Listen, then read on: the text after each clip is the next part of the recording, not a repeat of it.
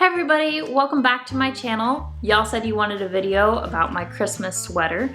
So it is finally done. It is March, and honestly, I'm thinking it's probably April by the time I get this video up. Sorry about that.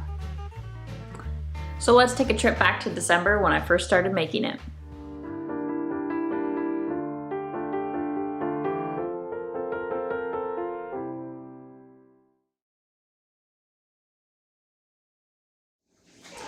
All right, so we have our lovely giant poinsettia, the sweater thing.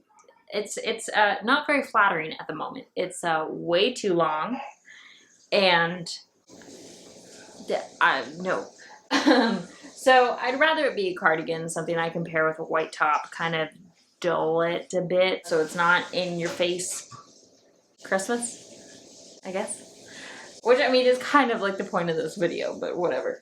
So here we have one of my favorite sweaters that I wear all the time, and I kind of want to base this off of this because I like the shape of this. I like how I can pair it with things, and it's cozy. So I'm gonna just kind of like lay this flat, try to figure out a pattern. The nice thing is that it doesn't have to be perfect.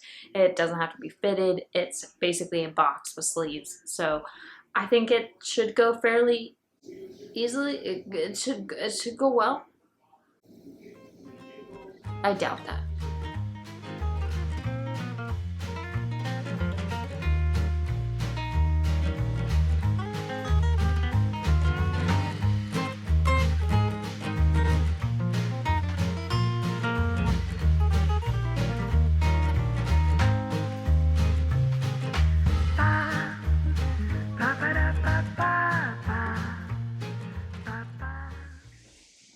Alright, so the good news is that the sleeve is basically the same as the sleeve underneath. They're like the same width, they're very similar. So I think what I want to do is just take the sleeve off and repurpose it. But the weird thing is that this sleeve is cut very like square. This sweater is very much a box with sleeves, whereas this sweater, the sleeve comes up like this to the neckline. So I'm considering doing like a patch job where I have the sleeve and then I have another triangular piece that fits here, and then the rest of the sweater. I'm not sure, but I'm gonna start with just taking the sleeve off. By the way, the brand is Nutcracker.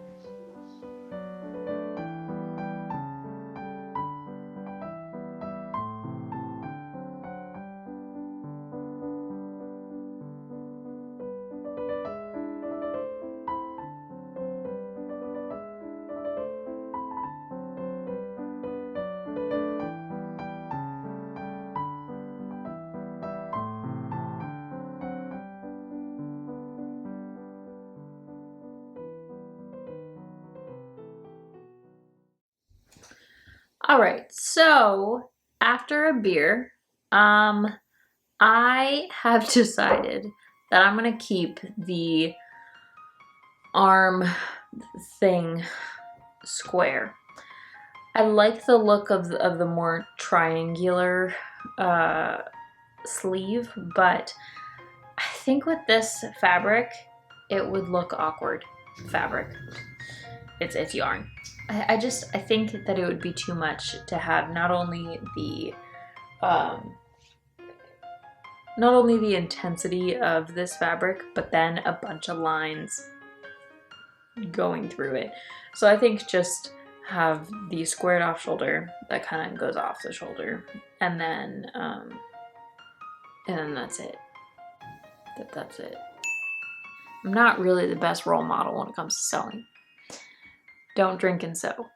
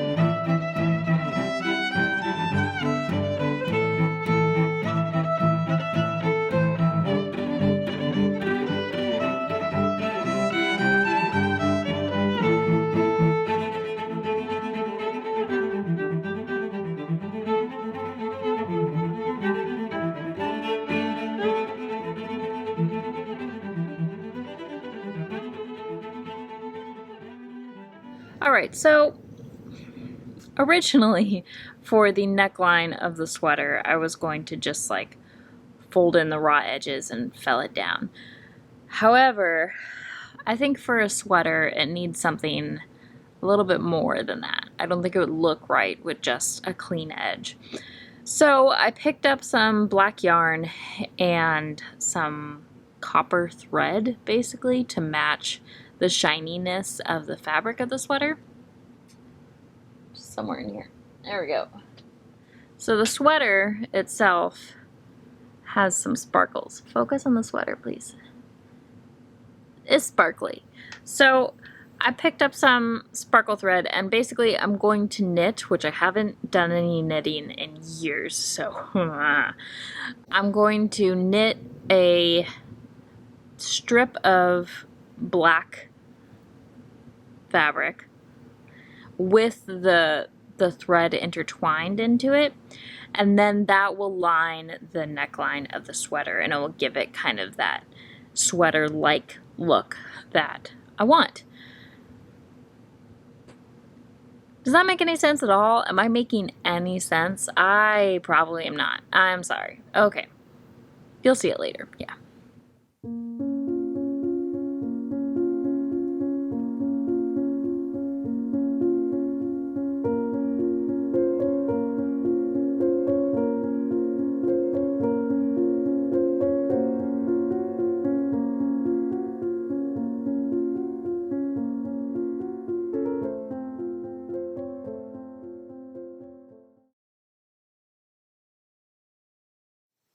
Okay, hello.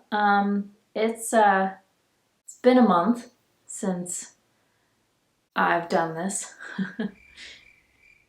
Yeah, but I have finally finished knitting this little bit that's supposed to go around the collar. I know it's been like 2 seconds for y'all, but it's been a while for me, and I'm very proud of myself for getting this done, so woo! Yeah!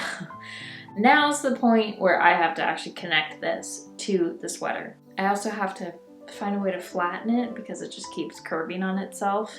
It actually should be wider than this. There we go. But it just curves, so I'll get there. We'll figure it out. But I'm gonna go ahead and start pinning this to the actual sweater, which we've got here.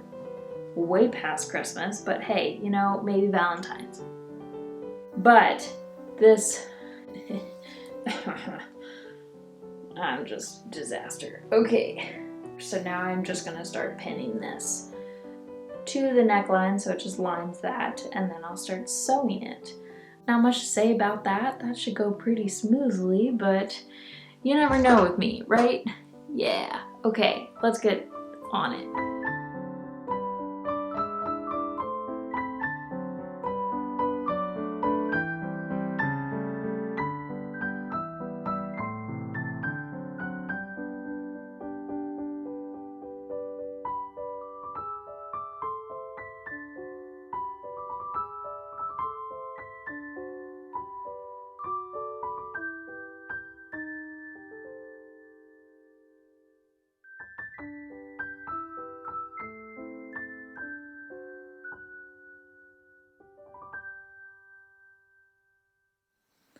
Okay, I have the edge sewn on. I'm not sure what you would call that, but it is officially sewn on and fell down, and now I get to iron it, I guess, because it still curves a bit.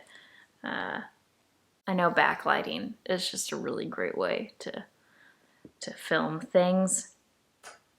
So I'm gonna just work on ironing it, and then I have a thought about the buttons. I think I'm gonna just do faux buttons. Basically sew the buttons on but not have any buttonholes on the other side. I think at one point, if I decide that I want to be able to close it, then I will do it then. But putting buttonholes into the knitting will be really difficult, and I don't want to deal with it. Wow, this is really great lighting, guys.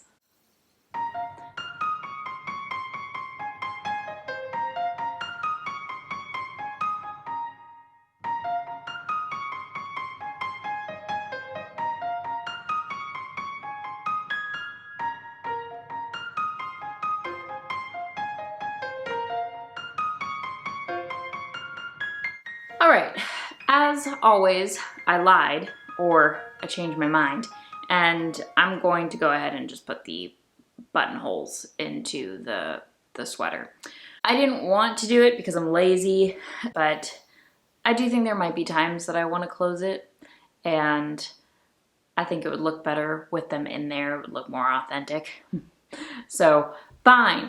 What I'm going to do, just to make it more secure, because it's not super thick knit, but it is fairly thick, that if I cut a buttonhole in it, it'll fall apart. And that's really not what I want. So what I'm going to do is I'm going to use some extra black fabric that I have and sew this to the back of the buttonhole area and create just a structure for it. And then I'll use the sewing machine to sew a box. And then from there, I'll do the actual buttonhole stitch.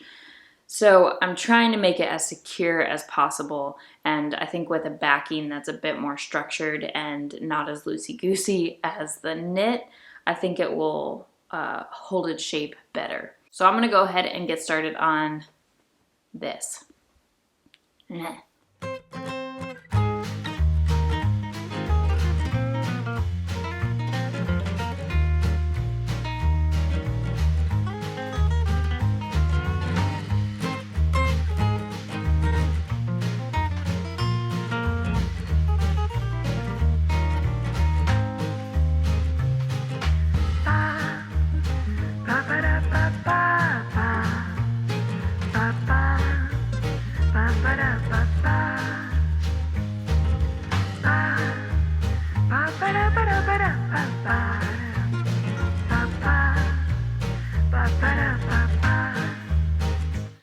So here we have the finished, well, it's not finished at all, but we have this attached to this, and we've got 3 little boxes.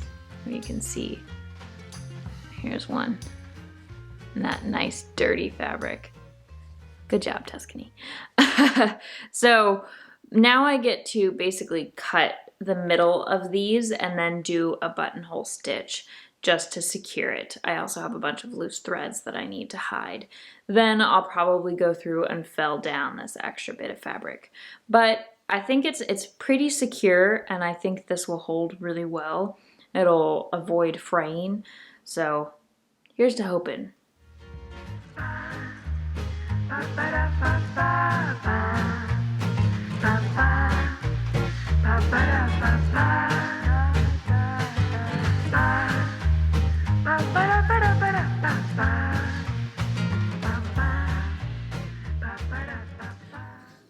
I was going to use just black thread to do the buttonholes, but I think I'm actually going to do just yarn. I think that will actually be more secure. But then how do I get it through the back? Never mind. Thread. No. Yes. No. Maybe. Okay.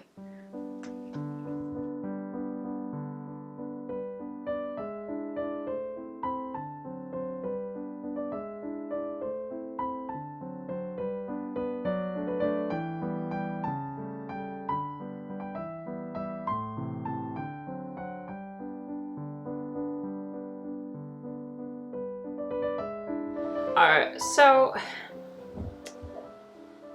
I got all the buttonholes done. Ta-da! And I have that black square of fabric fell down to the back. And then I started getting the buttons in, and I realized that it kind of does this. And I need it to lay flat. And it also, like, because it's a thicker weave of yarn, like the buttons are only attached to like 2 or 3 threads, which makes them a little wonky.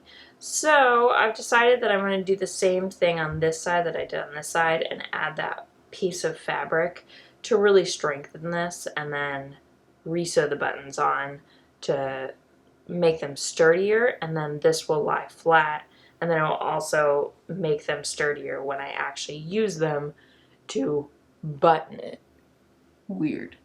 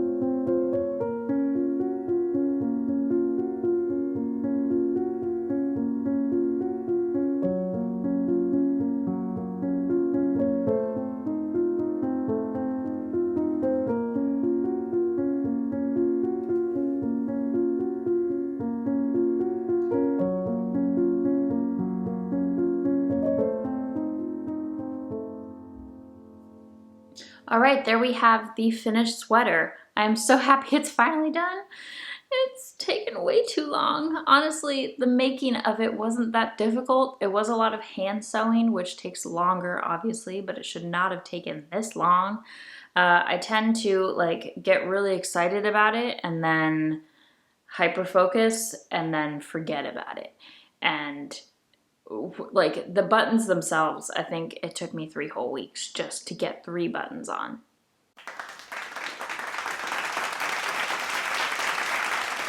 So here's to hoping that it doesn't take this long to get the next video up. I apologize once again, but you know, life. So go ahead and leave a comment below, like this video, or even subscribe. Stay sane, stay safe, stay healthy, and I'll see y'all next time, whenever that may be.